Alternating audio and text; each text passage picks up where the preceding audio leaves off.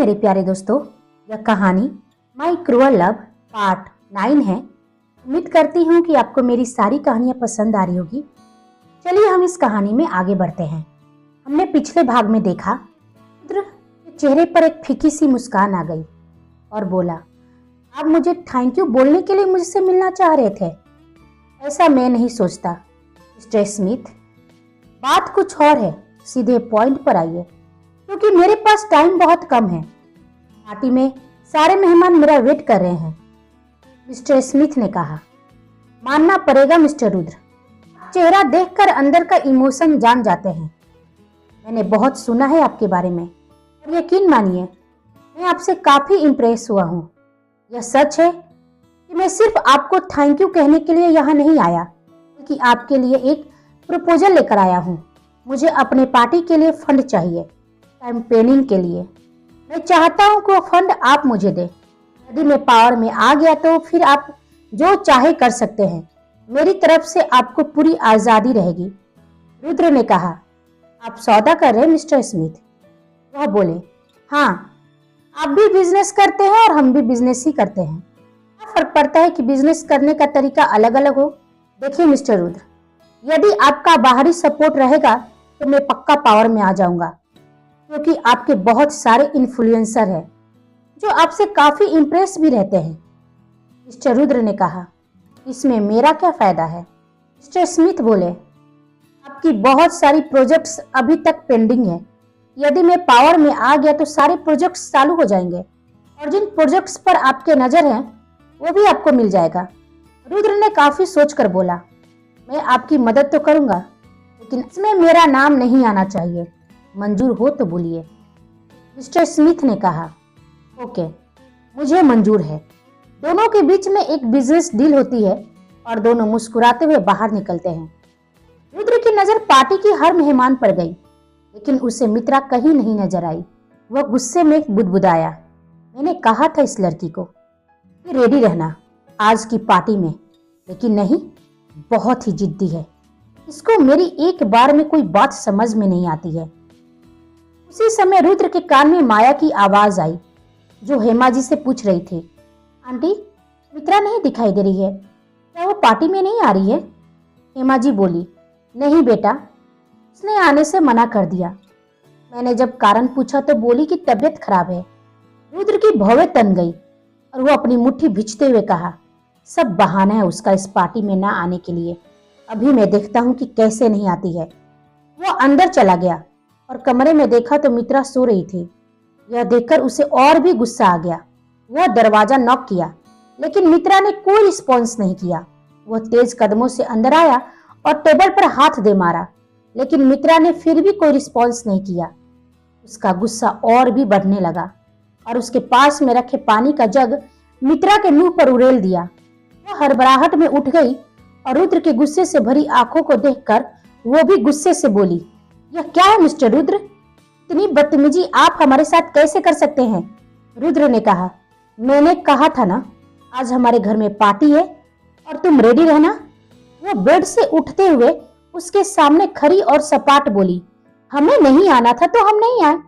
आप हमारे साथ ऐसे जबरदस्ती तो नहीं कर सकते हैं। हम कितने आराम से सो रहे थे। आपको प्रॉब्लम क्या है हमसे? जब देखो तब बिना वजह हमारे पास हमारे सामने आ जाते हो। हमें आपसे नहीं कोई बात करनी रहती है, फिर भी आपसे हमें बात करना पड़ जाता है। रुद्र अपना गुस्सा कंट्रोल करते हुए शांत लफ्ज में बोला, 10 मिनट है तुम्हारे पास, जल्दी से रेडी हो जाओ और पार्टी में आ जाओ। रुद्र ने कहा और जाने लगा तो मित्रा पूछी, क्यों चाहते कि हम आपकी पार्टी में आए? क्या रिश्ता है हमारा? क्यों हम आपकी बात माने? आप हमसे ढंग से ठीक से बात तक नहीं करते। हर समय हमें हमारी औकात याद दिलाते हो और फिर जब हम आपके सामने नहीं आना चाहते तो आप यह चाहते कि हम पार्टी में आए? इस हक से? और क्यों? यह सुन रुद्र खामोश हो गया, कि उसे खुद नहीं मालूम था कि वो पार्टी में मित्रा को लाना क्यों चाहता है। उसकी गहरी आंखें मित्रा पर ठहर गई, जैसे कि वो चाह रहा हो कि तुम मेरे दिल की बात को सुनो, जो मैं खुद नहीं समझ पा रहा हूँ। खामोश क्यों हो? हमें जवाब दीजिए। उसकी खामोश जुबान को देखकर मित्रा समझ गई कि उसके सवालों का उसके पास कोई जवाब नहीं है। उसे भी नहीं मालूम था कि वो रुद्र से क्या जवाब सुनना चाह रही थी। बस वो सुनना चाह रही थी। यह सुनकर रुद्र खामोश हो गया, क्योंकि उसे खुद नहीं मालूम था कि वो पार्टी में मित्रा को क्यों चाहता है। उसकी गहरी आंखें उस पर ठहर गई, जैसे कि वो चाह रहा हो कि वह उसके दिल की बात को सुने, जो वो खुद नहीं समझ पा रहा था। खामोश क्यों हो मिस्टर रुद्र? हमें जवाब दीजिए। उसकी खामोश जुबान को देखकर मित्रा समझ गई कि उसके सवालों का उसके पास कोई जवाब नहीं है। उसे भी नहीं मालूम था कि वो रुद्र से क्या जवाब सुनना चाह रही थी। बस वो सुनना चाह रही थी। वो फिर बोली, नहीं, हम नहीं आएंगे पार्टी में। चाहे आप कुछ भी कर लीजिए मिस्टर, आप हमारा फैसला नहीं बदल सकते हैं। हमारा कोई रिश्ता नहीं है। हम सिर्फ आपके मेहमान हैं। आपके पेशेंट के इलाज करने आए हैं और हमें बस वही करने आता है। सो प्लीज आप अपने काम से मतलब रखिए मिस्टर रुद्र। हमें बार बार डिस्टर्ब मत कीजिए। रुद्र अपने गुस्से को कंट्रोल करते हुए और एक लंबी गहरी सांस लेते हुए बोला, देखो, मुझे भी कोई शौक नहीं है तुम्हें परेशान करने का, तुम्हारे सामने बार बार आने का, क्योंकि तुम्हारा चेहरा देखना मुझे भी अच्छा नहीं लगता। खुद में किस बात का गुमान रखी हो? मैं मिस्टर रुद्र प्रताप सिंह हूँ। तुम जैसी लड़कियां मेरे आगे पीछे घूमती है। तुममें ऐसी कोई खास बात नहीं जो मिस्टर रुद्र को इम्प्रेस कर सके। फिर किस बात का इतना घमंड है? मैं बस इतना चाहता हूँ कि मेरे घर में जो भी हैं वो मेरे घर में अपने जैसे हैं। तुम बाहर जाओगी तो सभी को अच्छा लगेगा। तुम्हें यह ना लगे कि मेरी वजह से तुम बाहर नहीं आ रही हो। मित्रा ने हंसते हुए कहा, डोंट वरी मिस्टर रुद्र, आप पर कोई इल्जाम नहीं आएगा। अब आप जा सकते हैं। तभी दौड़ते हुए आरव जाकर मित्रा को हग कर लेता है और बहुत मासूम होकर बोला, दी, आप नहीं आ रही हैं क्या? केक कट करने का समय आ गया है। प्लीज दी, आप बाहर चलिए ना, वरना मैं केक नहीं कट करूंगा। मित्रा ने कहा, नहीं बेटा, हम सच में नहीं आ सकते हैं। रुद्र ने कहा, अब समझ में आया कि मैं तुम्हें बाहर आने के लिए क्यों कह रहा था। ज्यादा खुशफहमी मत पालना। मैं सिर्फ अपने आरव के लिए कह रहा था, क्योंकि इसने जिद लगा रखी है कि जब तक तुम बाहर नहीं आओगी यह केक कट नहीं करेगा। हाँ दीदी, आपको आना पड़ेगा, वरना मैं केक नहीं काटूंगा और आपसे नाराज भी हो जाऊंगा। बच्चों को समझाना बहुत मुश्किल होता है।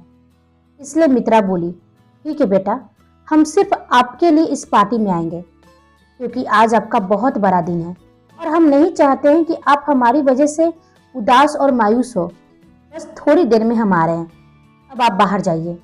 मित्रा ना चाहते हुए भी आरव के लिए हाँ कर दी। रुद्र के चेहरे पर एक हल्की सी मुस्कान आ गई और वह आरव का हाथ पकड़ उसके कमरे से बाहर निकल आया। वह उससे बोला, बेटा, आप पूल एरिया में जाइए, मैं थोड़ी देर में आता हूँ। आरव ने कहा, ठीक है चाचू, और वो चला गया। रुद्र हॉल में आया और अपने एक लेडी हेल्पर को बुलाया। वह उसके सामने हाथ बंधे नजरें झुकाए खड़ी हो गई। रुद्र ने कहा, जैस। वह बोली, जी बॉस। मित्रा मैम पार्टी के लिए रेडी हो रही है, जाओ उनकी हेल्प करो। वह अपने मन में सोचती है, यह क्या हो गया है बॉस को, आज स्ट्रेंज बिहेव क्यों कर रहे हैं। पहली बार वो घर में किसी गैर के लिए हमें ऑर्डर दे रहे हैं। I can't believe. सुना तुमने जैस, मैंने क्या कहा? जाओ उसकी हेल्प करो। 10 मिनट है तुम्हारे पास, जल्दी से रेडी करके उसे पार्टी एरिया में लेकर आओ। इधर मित्रा सिर पकड़ मायूस होकर बैठी हुई थे। उसे कुछ समझ में नहीं आ रहा था कि वो कैसे ये सब करे। तभी वहां जैस को देखी और बोली, आप हमारी मदद कीजिए, हम नहीं जानते कि ऐसी पार्टियों के लिए खुद को कैसे रेडी करते हैं। जैस ने कहा, डोंट वरी मैम, मैं आपकी हेल्प करने के लिए ही आई हूँ। आप ड्रेस वेयर कीजिए कि मैं सब कर दूंगी। हेमा जी ने जो ड्रेस मित्रा के लिए लाई थी वह रेड कलर का गाउन था, जो हाफ शोल्डर था। पहले तो मित्रा को पहनने में बहुत झिझक महसूस हुई, लेकिन उसके पास कोई ऑप्शन नहीं था। पहली बार वह वेस्टर्न ड्रेस पहन रही थी। इधर रुद्र बार बार अपनी कलाई में बंधी वॉच में टाइम देख रहा था और उसकी नजरें घर के दरवाजे पर ही थी। Hello mister Rudra. इस आवाज ने उसके ध्यान को उसकी तरफ किया। उसे देखा तो वो जैस्मिन थी। वह उससे अपनी नजरें फिर वहां से हटना ही सही समझा। तभी वो बोली, mister Rudra please, I want to talk to you. Rudra ने उसके बोलने से पहले कहा, listen, I am not interested in you, so just stay away. वह बोली, आई नो मिस्टर रुद्र, मैंने जिस तरह से आपको हक किया सभी के सामने वो आपको पसंद नहीं आई होगी और मुझे ऐसा करना भी नहीं चाहिए था, मगर दैट टाइम मैं बहुत ही एक्साइटेड हो गई थी आपको देखकर, इसलिए खुद को कंट्रोल नहीं कर पाई। एक्चुअली मैं आपको थैंक्स बोलना चाह रही थी। रुद्र ने उसे हैरानी से देखा और पूछा, थैंक्स? वह तुम्हारा थैंक्स कहने का तरीका था, लेकिन क्यों? You saved my life. जैसे एक भाई अपनी बहन की लाइफ की रक्षा करता है। आपने मुझे उस शैतान मैक्स से बचाया, वरना उसने मेरी लाइफ को हेल बना दिया था। मेरा कोई भाई नहीं है, लेकिन मुझे हमेशा से भाई की चाहत थी और आज वो पूरी हो गई आपसे मिलकर। Thank you so much. Rudra के चेहरे पर स्माइल आ गई। जैस्मीन ने फिर कहा, मिस्टर रुद्र, आप वाकई बहुत अच्छे इंसान हैं। आपकी जितनी तारीफ की जाए कम है। मैं हमेशा आपकी बहन बनकर रहना चाहूंगी। रुद्र ने कहा, ऑफ कोर्स और थैंक यू। इधर लीना रुद्र के पास धीरे से जाकर खड़ी हो जाती है और वो धीरे से उसके कानों में बोली, रुद्र, मैं कब से आपका वेट कर रही हूँ और आपकी नज़र मुझ पर ना होकर कहीं और ही है। आज रात हम कुछ नया करें? रुद्र ने कहा, कोई भी ऐसी हरकत मत करना जिससे मुझे गुस्सा आ जाए। तुम्हारे बारे में यहाँ किसी को कुछ भी मालूम नहीं है और मालूम होना भी नहीं चाहिए, वरना मैं क्या करूँगा तुम्हारे साथ तुम जानती हो। सब पार्टी एंजॉय करने आए हैं तो तुम भी पार्टी ही एंजॉय करो। मेरी नज़र किस पर है, कहाँ है, क्यों है, यह सवाल तुम ना ही करो तो अच्छा है। ओके? लीना का मुंह बन जाता है। जैस मित्रा को रेडी कर रही थी। मित्रा वो रेड कलर का गाउन पहन कर आई तो जैस ने कहा, आइए मैम, मिरर के सामने बैठिए, मैं आपकी मेकअप कर देती हूँ। तभी जैस कुछ सोचकर बोली, बात पूछो, अब बुरा ना माने तो? मित्रा बोली, पूछो, क्या कहना चाहती हो? मैम, हमारे बॉस आज तक किसी के लिए इतना कभी नहीं सोचा, सिवाय अपने परिवार के। कहने का मतलब है कि इस घर में किसी भी बाहर वालों को अलाउ नहीं है। यदि हमारे भी रिलेटिव्स हमसे मिलने आते हैं तो उन्हें भी गेट के बाहर ही मिलना होता है। लेकिन आप पहली लड़की है जो इस घर के अंदर भी आई और वह आपके बारे में सोचते भी हैं। मित्रा थोड़ी कंफ्यूज होकर पूछी, हम कुछ समझे नहीं, साफ साफ कहिए जो हमें समझ में आए। जैस ने कहा, आपको मालूम है मैं यहाँ क्यों आई? क्योंकि बॉस ने मुझे ऑर्डर दिया था। उन्होंने कहा कि जाओ आपकी मदद करें, वरना बॉस किसी लड़की के लिए इतना सोचे कोई नहीं मान सकता। मित्रा जैस को देखते हुए, सच? तुम्हारे बॉस ने ऐसा कहा? हमें तो कभी कभी वो समझ में ही नहीं आते हैं। कभी कभी क्या, वो हमें कभी भी समझ में नहीं आते हैं। बहुत अजीब है, अपने परिवार से प्यार भी करते हैं और दूर भी रहते हैं। जैस ने कहा, हाँ, हमारे बॉस अजीब जरूर है, लेकिन दिल के बुरे नहीं हैं। बाहर से कठोर है पर अंदर से मुलायम है। 2 महीने पहले मेरे भाई का ऑपरेशन हुआ था। डॉक्टर ने बहुत पैसे मांगे, किसी ने मदद नहीं की। जब बॉस को मालूम चला तो उन्होंने कब मदद की यह हमें भी मालूम नहीं चला। फिर बाद में मुझे पता चला। कभी कभी हम लोगों को भी हमारे बॉस समझ में नहीं आते हैं। यह सुनकर दोनों साथ में हंस पड़े। मित्रा फिर कुछ सोचकर पूछी, और वह सनाया, वह कौन है? जैस ने कहा, नहीं जानती हूँ मैं, मेरे यहाँ पर काम किए हुए 6 ही महीने हुए हैं। कौन है यहाँ पर किसी हेल्पर को नहीं मालूम है। किसी को भी उनके कमरे में जाने की अनुमति नहीं है। कोई नहीं जाता सिवाय बॉस उनके परिवार के। सर से उनका क्या रिलेशन है नहीं मालूम, लेकिन बॉस उन्हें लेकर बहुत ही गंभीर रहते हैं। मित्रा खामोश हो गई और वो जल्दी से रेडी हो जाती है। Wow ma'am, you are looking like a Barbie doll. सच, अब बहुत ही सुंदर लग रही है। मित्रा ने खुद को आईने में देखा तो खुद को ही देखते रह गई। आज वह लाल परी लग रही थी। केक कट करने का समय हो गया था। आरो बेटा, देविका ने आरो को पुचकारते हुए कहा, चलो बेटा, अब केक कटने का समय हो गया है। सभी की नजरें केक स्टैंड की तरफ गई। तभी रुद्र को एक अजीब एहसास ने घेर लिया जो उसके लिए बिल्कुल नया था। अपनी नजरें दरवाजे की ओर की जहां से मित्रा आ रही थी। उसे देखकर उसका दिल थम सा गया। बिना पलक झपकाए बस उसे देखते रह गया। सबकी नजरें मित्रा पर चली गई। आज वो बहुत ही खूबसूरत लग रही थी। हेमा जी उसके कानों के पीछे काला टीका लगाते हुए बोली, बेटा, सच आज तुम बहुत ही प्यारी लग रही हो। माया ने भी कहा, हाँ मित्रा, यू आर लुकिंग फैबुलस। मित्रा के गाल श्रम से लाल हो रहे थे। आरव केक कट करता है और सभी पार्टी एंजॉय करने लगते हैं। इन्हीं बीच में रुद्र की नजर बार बार मित्रा पर ही चली जा रही थी। मित्रा की एक अलग ही परेशानी थी। वह उस ड्रेस में अनकंफर्ट और बहुत ऑकवर्ड फील कर रही थी। उसके चेहरे से उसकी झुंझुलाहट रुद्र ने नोटिस कर लिया था। कटिंग के बाद सभी लोग म्यूजिक पर थिरकने लगे। तभी होस्ट ने कपल डांस का अनाउंसमेंट किया और सभी कपल डांस करने लगे। मित्रा और रुद्र चुपचाप सबको कपल डांस करते हुए देख रहे थे। मित्रा को खामोश और शांत देख गायत्री जी बोली, बेटा तू यहाँ क्यों बैठी है? जा तू भी डांस कर, लोगों से मिलेगी खुलेगी तभी तो सभी से जान पहचान होगी। नहीं दादी, हमें नहीं करना। फिर सभी कपल डांस कर रहे हैं, वहां हम अकेले कैसे करेंगे डांस? वो बहाना बनाते हुए गायत्री जी को टालना चाहिए। उसी वक्त एक नौजवान उसके पास थोड़ा झुक कर बोला, would you dance with me? Mitra हैरान और परेशान हो गई और अपने मन में सोचती है, इतनी मुश्किल से तो दादी को टाल रही थी, तो दादी को कोई बहाना नहीं दे सकती। वो टिमटिमाती आंखों से दादी को देखने लगी तो गायत्री जी बोली, अब जा ना, मिल गया डांस करने के लिए साथी। वो चाह कर भी बहाना नहीं बना पाई। बनावटी मुस्कान के साथ उसके साथ डांस करने लगी। कुछ ही देर में मित्रा को बहुत ही एम्बैरेस फील होने लगा। वह नौजवान डांस के बहाने उसे गलत तरीके से छू रहा था और इस सीन को देख रुद्र की आंखें गुस्से से लाल हो रही थी। वो अपनी मुट्ठी कसकर बंद कर लेता है। मित्रा ने झटके से उसे खुद से दूर किया और भागकर अंदर चली गई। यह सब इतनी जल्दी में हुई कि कोई नोटिस ही नहीं कर पाया सिवाय रुद्र के। रुद्र ऋषि से कहा, थोड़ी देर में पार्टी ओवर हो जाएगी और सभी अपने घर के लिए निकल जाएंगे। सिवाय वह उस नौजवान की तरफ इशारा करके बोला, उसे यहीं पकड़ के रखना।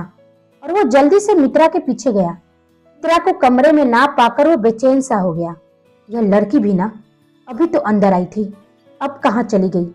भी उसे वॉशरूम के अंदर से पानी की आवाज आई और वो समझ गया कि वह अंदर ही है।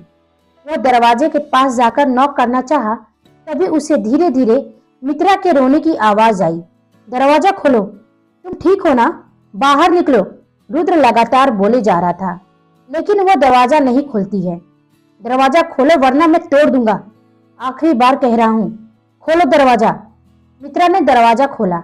उसकी आंखें रोने से लाल हो गई थी। यह देख वो झट से उसे अपने सीने से लगा लेता है। Are you okay? मैं डर गया था। डोंट वरी, मैं हूं ना तुम्हारे साथ। वह मित्रा को खुद से अलग किया तो वह बेहोश हो चुकी थी। वह उसके गालों को टाइप करते हुए, उठो, क्या हो गया तुम्हें, उठो। वह उसे गोद में उठाकर बिस्तर पर लेटा देता है। उसका माथा चेक किया तो उसे तेज फीवर थी। इसे तो बहुत ही तेज बुखार है, इसलिए पार्टी में आने से मना करी थी और मैंने ही इसके साथ जबरदस्ती की। अब क्या करूं? बाहर पार्टी चल रही है, किसी को कहा तो सबका मूड खराब हो जाएगा, खामोखा तमाशा बन जाएगा। वो जल्दी से माया को फोन कर अंदर बुलाता है और कुछ ही देर में माया अंदर आ भी गई। क्या है रुद्र, तुमने मुझे यहाँ ऐसे क्यों बुलाया? उसकी नजर मित्रा पर गई। इसे क्या हुआ? फीवर है इसे, और वो भी तेज, रुद्र ने कहा। माया बोली, डॉक्टर पीटर पार्टी में ही है, मैं उन्हें बुलाकर लाती हूँ। वह डॉक्टर पीटर को बुलाकर लाती है। वह बोले, मिस्टर रुद्र, गाड़ी में मेरा बैग रखा हुआ है, मैं अभी लेकर आता हूँ। रुद्र ने कहा, आप यहीं रुकिए। वह ऋषि को इशारा किया बैग लाने के लिए। वो गाड़ी से जाकर उनका बैग लेकर आया और डॉक्टर मित्रा को चेक किया। मिस्टर रुद्र, ये थकान की वजह से बेहोश हो गई है और लगता है सुबह से इन्होंने कुछ खाया भी नहीं है, नींद भी पूरी नहीं हुई है। मैं कुछ दवाई देता हूँ, इन्हें खाना खिलाकर ही दीजिएगा, सुबह तक इनका बुखार उतर जाएगा। मैं चलता हूँ। रोहन डॉक्टर को बाहर तक छोड़ा। तब तक घर के सभी मेंबर अंदर आ चुके थे। हेमा जी मित्रा के पास बैठकर बोली, देखो तो चेहरा कैसे पीला पड़ गया है। तनाया की इलाज के चक्कर में अपना ख्याल ही रखना भूल गई और फिर नीचे से ऊपर कई बार करने से भी तो थक जाती होगी। गायत्री जी बोली, तुम सब जाओ अपने अपने कमरे में, आराम करो, मैं यहाँ इसके पास रुकती हूँ। नहीं, रुद्र ने कहा तो सबकी नजरें उसके तरफ चली गई। सभी जाओ, मैं यहाँ रुकूंगा। यह सुन सबने अपनी आंखें फाड़ हैरानी से उसे देखने लगे। वो झिप गया और कहा, क्या हुआ? ऐसे क्यों देख रहे हो? मेहमान है हमारी, यह ठीक रहेगी तभी तो सनाया का इलाज करेगी। ऐसे भी मुझे नींद रात में नहीं आती है, इसलिए आप लोग जाइए। रोहन और माया एक दूसरे से इशारे में मित्रा के लिए परवाह देख रुद्र पर मुस्कुरा रहे थे। उसके दोस्तों को छोड़ सभी अपने अपने कमरे में चले गए। ऋषि ने कहा, उसे पकड़ के रखा है रुद्र, क्या करना है उसका? रुद्र माया से बोला, तुम यहीं रुको, हम तीनों उससे मिलकर आते हैं। रुद्र गुस्से से उस नौजवान को देख रहा था। वह उसके सामने थर-थर कांप रहा था। वह बोला, मिस्टर रुद्र, मैंने ऐसा कुछ भी नहीं किया है। वह लड़की ही मुझे इशारा कर रही थी, इसलिए मैं खुद को कंट्रोल नहीं कर पाया। आई एम सॉरी, हम बिजनेस कलीग हैं, आप हमारे साथ ऐसा नहीं कर सकते हैं। यह सुनते ही रुद्र उसका गर्दन पकड़ा और उसे गुस्से से घूरते हुए, तुम्हारी हिम्मत कैसे हुई उसे छूने की और उस पर इल्जाम लगाने की? मैं वही था, सब देख रहा था, चाहता तो वही तुम्हारा हिसाब कर देता, लेकिन मेरे भतीजे की खुशी का सवाल था, इसलिए चुप रहा। लेकिन अब देखो मैं तुम्हारा क्या हालत करता हूँ। ऐसी हालत करूंगा कि कभी किसी लड़की को गंदे तरीके से छूना तो दूर, अपनी नजरें उठाकर भी नहीं देख पाओगे। रुद्र उसके माथे पर गन टिका देता है। यह देख वो गिड़गिड़ाते हुए बोला, नहीं मिस्टर रुद्र, मुझे माफ कर दीजिए, यह मेरी आखिरी गलती समझकर माफ कर दीजिए। रुद्र ने कहा, नहीं, तुम शैतान हो और शैतान को माफी नहीं सजा होनी चाहिए। रोहन उसे रोकते हुए कहा, रुद्र, अपना हाथ क्यों गंदा करना, इसे पुलिस के हवाले कर देते हैं। ठीक है रोहन, इसे पुलिस के हवाले कर दो और मेक श्योर इस पर इतनी चार्ज लगे कि जेल से बाहर ना निकले। यह कहकर रुद्र मित्रा के रूम में चला गया और माया को बाहर निकलने का इशारा किया। मित्रा को देखते हुए खुद से कहा, यह लड़की भी कितनी बेवकूफ है, बता देती कि तबीयत खराब है, लेकिन नहीं, अपनी जिद और अकड़ में जो रहना है इसे। उसे हेमा जी की बात याद आ गई कि वह सुबह से कुछ नहीं खाई थी। अब क्या करूं, दवा भी खिलानी है, सभी सो रहे हैं और हेल्पर भी जा चुके हैं। वह सोचते सोचते किचन में चला गया, अपनी कोट निकाली, टाई ढीला किया और गैस ऑन की। लेकिन अचानक उसे याद आया कि वह सात्विक भोजन करती है। उसे झुंझुलाहट होने लगी और गैस ऑफ कर दी। पागल कर देगी यह लड़की, खाने में भी इसका कितना ड्रामा है। उसने अपनी मोबाइल निकाली और इजी और जल्दी बनने वाली सात्विक डिशेस देखने लगा। उसे कुछ भी समझ में नहीं आया। फिर अपने दिमाग पर जोर देकर कहा, हलवा, यही ठीक रहेगा। उसने फटाफट हलवा बनाई और मित्रा के कमरे में ले गया। उसे होश आ गया था। वह बेड से उठने की कोशिश कर रही थी। हे, लेटी रहो तुम, उठने की क्या जरूरत है? वो साइड में हलवा की प्लेट और पानी रखा। उसे उठाकर उसका सिर तकिए पर टिका दिया और उसके पास में बैठ गया। मित्रा उसे देख हैरान हुई और पूछी, आप यहाँ? लेकिन क्यों? हम बेहोश हो गए थे, हमारा सिर बहुत भारी लग रहा था। क्या हुआ था हमें? हम सोना चाहते हैं पर सो नहीं पा रहे हैं। और वो आदमी, उसने हमें। रुद्र उसके होठों पर अपनी उंगली रखते हुए, इतना बकबक करती हो, तबीयत खराब है, फिर भी बोलने से बाज नहीं आ रही हो। अब चुप भी हो जाओ, रिलैक्स, कुछ नहीं हुआ है, सब ठीक है। ज्यादा दिमाग पर जोर मत डालो। चलो ये हलवा खाओ और मेडिसिन लो, सुबह तक तुम ठीक हो जाओगी। वो अपने हाथ से मित्रा को हलवा खिलाता है। मित्रा हैरान और नम आंखों से उसे देखने लगती है। वो अचानक से उसके सीने से चिपक जाती है, जिसके लिए रुद्र बिल्कुल तैयार नहीं था और उसका हाथ हवा में ही रह जाता है। वह बोली, हम बहुत डर गए थे, उसके छूने से हमें बहुत घिन आ रही थी। बाबा हमें बहुत याद आते हैं, हम अकेले हो गए हैं। रुद्र भी उसे कसकर पकड़ लेता है। मैं कुछ नहीं होगा, और तुम अकेली कहाँ हो, मैं हूं ना तुम्हारे साथ। एक बात याद रखना, कोई तुम्हें नहीं छू सकता है मेरे रहते हुए, इसलिए तुम चिंता मत करो। यह उसकी आखिरी गलती थी। चलो अब दवा खाओ। उसने उसे खुद से अलग किया और दवा दी और बेड पर लिटा दिया। उठकर जाने लगा तो मित्रा उसका हाथ पकड़ लेती है और खाली आंखों से उसे देखने लगती है। रुद्र ने कहा, रिलैक्स, कहीं नहीं जा रहा हूँ, यहीं सामने सोफे पर बैठा हूँ, सो जाओ। वह धीरे धीरे अपना आंख बंद करते हुए सो जाती है और रुद्र जाकर सोफे पर बैठ जाता है। लेकिन उसकी नज़र सोई हुई मित्रा के चेहरे पर ही थी। उसे देखते देखते वो अपने अतीत में चला जाता है। College time. मुंबई के टॉप कॉलेज में वह ऋषि माया पढ़ाई करते थे। रुद्र रोज की तरह अपने कॉलेज कैंपस में बैठकर पढ़ रहा था। उसके कानों में तेज तरार आवाज आई, रुद्र।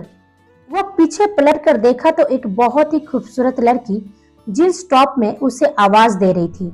वह सनाया थी। ओ, तो तुम यहाँ हो और मैं पूरे कॉलेज में तुम्हें ढूंढ रही हूँ। वह उस पर बिगड़ते हुए बोली, इतना चिल्ला क्यों रही हो सनाया, मेरे कान खराब हो जाएंगे। रुद्र अपनी नजरें अपनी बुक पर टिका रखा। ए मिस्टर, वह उसकी बुक उसके हाथों से लेते हुए, मैं बात कर रही हूँ ना, और तुम इस बुक में लगे हो। साल भर की पढ़ाई क्या एक ही दिन में कंप्लीट कर लेनी है? सनाया आंख दिखाकर पूछी। पूरा कॉलेज बेहोश हो गया है सनाया। ऋषि और माया उन्हें ज्वाइन करते हुए बोले। सनाया, थोड़ा धीरे बोला करो यार, तुम्हारे तेज आवाज से पूरा कॉलेज बेहोश हो गया है। माया उसे चिढ़ाते हुए बोली। सो फनी माया, चिढ़ाना बंद करो, मैं आज बहुत दुखी हूँ। मुंह बनाते हुए सनाया बोली तो वह तीनों उसे हैरानी से देखने लगे। दुखी? और तुम? दुख में भी इतने तेज आवाज निकल रही है तुम्हारी। खुश होती तो क्या करती? ऋषि ने कहा। तुम्हारा सिर फोड़ देती, सनाया बोली। अब कहो भी, क्या हुआ है तुम्हें? रुद्र ने पूछा। हाय गाइस, दूर से रोहन की आवाज आई। तुम चारों मेरे बिना क्या डिस्कस कर रहे हो? रोहन और सनाया से मुलाकात रुद्र का कॉलेज के दौरान ही हुई थी और इन चारों में बहुत ही स्ट्रॉन्ग बॉन्डिंग हो गई थी। कुछ नहीं रोहन, सनाया का दुखड़ा सुन रहे थे। माया ने कहा तो सभी हंस पड़े। बी सीरियस गाइज, मैं सचमुच दुखी हूँ और तुम चारों हंस रहे हो। यह सुन फिर वो चारों शांत हो गए। गाइज, अब मैं तुम लोगों को कैसे बताऊं, मेरी मॉडलिंग में सिलेक्शन हो गया है। कहते हुए वह उछल पड़ी और जोर जोर से उन पर हंसने लगी। अब मैं लंदन जाऊंगी। क्या? सच? यह दुख था? हमें डरा रही थी? चारों ने उसे एक एक करके सवाल किया। कैसा लगा मेरा सरप्राइज? मैं तो आज बहुत खुश हूँ। सोचा तुम चारों की टांग खींची जाए। सनाया ने कहा तो चारों हंस पड़ते हैं। वह हंसी रुद्र के कानों में चुभ रही थी। वह कसकर अपनी हथेलियों से अपना कान को बंद करने की नाकाम कोशिश करता है।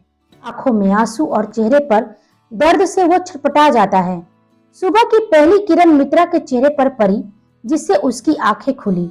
वो सामने रुद्र को देखती है जो सो रहा था। बड़ी मुश्किल से उसकी आंख लगी थी। आज मित्रा को उसे देख उसके मन में अलग ही भाव उमड़ रहे थे। रात के बारे में सोचकर उसके चेहरे पर अनायास सी मुस्कान आ गई। वह उठकर धीरे अपने कदमों से उसके पास, बहुत पास जाकर बैठ गई। उसका सोता हुआ चेहरा उसे आज बहुत प्यारा लग रहा था। उसके बाल बिखरे हुए थे। वह अपना हाथ बढ़ाकर ठीक करना चाही, तभी रुद्र ने उसका हाथ पकड़ रोक लिया और वह घबरा गई। वह घूरते हुए कहा, क्या करने की कोशिश कर रही थी? वह झट से अपना हाथ खींच लेती है और बोली, कुछ भी तो नहीं, हम क्या करेंगे? मच्छर बैठा हुआ था, वही भगा रहे थे। दोनों उठकर खड़े हो जाते हैं और वो पूछता है, तबीयत कैसी है तुम्हारी? अब अच्छा फील कर रहे हैं, बुखार उतर गई है हमारी। अच्छा है, आइंदा अपने खाने पर ध्यान रखना, मैं नहीं चाहता कि तुम्हारी तबीयत फिर बिगड़े। वो कमरे से बाहर निकल आया और मित्रा बुदबुदाई, सच में कितना अजीब है। हे भगवान, कल रात को इतना हमारा ख्याल रख रहा था और अभी देखो कितना नखरा दिखा रहा है। रुद्र हॉल में आया और उसने जॉली को आवाज दी। जॉली उसके सामने आकर खड़ा हो गया। जी बॉस, ऊपर के एक कमरे को ठीक करो, लड़की वही कमरे में रहेगी। यह सुन घर वाले हैरान रह गए। तभी देविका पूछी, क्यों? वह तो गेस्ट है, वह ऊपर के कमरे में क्यों रहेगी? हेमा जी ने पूछा। हाँ बेटा, ऊपर तो फैमिली मेंबर रहते हैं, फिर ऊपर के कमरे में क्यों? वह बोला, आपने ही तो कहा था कि वह लड़की नीचे से ऊपर करते हुए थक जाती है। वह हमारी मेहमान है, उसका ख्याल रखना हमारा फर्ज बनता है। यदि वो अपने खाने पर ध्यान नहीं दे रही थी तो आप सभी का फर्ज बनता है कि उस पर ध्यान दे। वह इलाज करने आई है, मैं नहीं चाहता कि वो खुद बीमार बनकर बैठ जाए। मैं कोई भी उसे बहाना नहीं देना चाहता हूँ। वो अपना काम खत्म करे और यहाँ से जल्दी निकले, और इसके लिए मुझे जो करना होगा मैं करूंगा। आज से वो ऊपर सनाया के बगल वाले कमरे में रहेगी। अपने बारे में रुद्र का ख्याल सुनकर मित्रा की आंखें नम हो गई। तुम सचमुच हार्टलेस हो मिस्टर रुद्र। हमें लगा था कि तुम्हारे अंदर भी अच्छाई है, लेकिन नहीं। अब समझे तुम हमारा ख्याल क्यों रख रहे थे। मैं अपनी सनाया की फिक्र है। हम वादा करते हैं, हम खुद की तबीयत को खराब नहीं होने देंगे, और जब तक आपकी सनाया को ठीक नहीं कर देते चैन की सांस नहीं लेंगे। मालूम नहीं हमें इतना बुरा क्यों लग रहा है, हमें तकलीफ क्यों हो रहा है। आप तो ऐसे ही हो, थोड़ा हमारा ख्याल क्या रख दिए। हमारा मन बदलने लगा था, लेकिन अच्छा ही है, आपने हमें पहले ही सचेत कर दिया। इधर रुद्र अपनी गाड़ी में बैठकर निकल जाता है। यह रुद्र अपनी गाड़ी एक साइड में लगाकर स्टीयरिंग पर हाथ दे मारता है। उसे खुद पर बहुत गुस्सा आ रहा था। वह अपनी धड़कन को महसूस नहीं करना चाह रहा था। मित्रा की ओर बढ़ते कदम को वो रोक देना चाह रहा था। मुझे क्या हो रहा है? क्यों उस लड़की का छूना, उस लड़की का रोना, उस लड़की का पास होना मुझे कमजोर बनाता है? क्यों उसे देखकर मैं सब कुछ भूलना चाहता हूँ? नहीं, यह मेरा एम नहीं है, यह मेरी मंजिल नहीं है। मैं ऐसे कमजोर नहीं पड़ सकता हूँ। मुझे बहुत ऐसे काम करने हैं जो अब तक अधूरे हैं, और एक लड़की के चक्कर में मैं खुद को बर्बाद नहीं कर सकता हूँ। बस अपने काम पर फोकस करना है मुझे, सिर्फ अपने काम पर। तो फिर अपनी गाड़ी स्टार्ट किया और अपने आशियाने की तरफ मुड़ लिया। रुद्र मित्रा से दूर रहना चाहता था। क्या हुआ था उसके अतीत में ऐसा? कौन थी सनाया? क्या रिश्ता था उसका सनाया से? हम सब जानेंगे अगले भाग में। तब तक आप हमारे चैनल के साथ बने रहिए। लाइक, शेयर, कमेंट और सब्सक्राइब करना बिल्कुल ना भूले। आप सभी को मेरी कहानी सुनने के लिए धन्यवाद।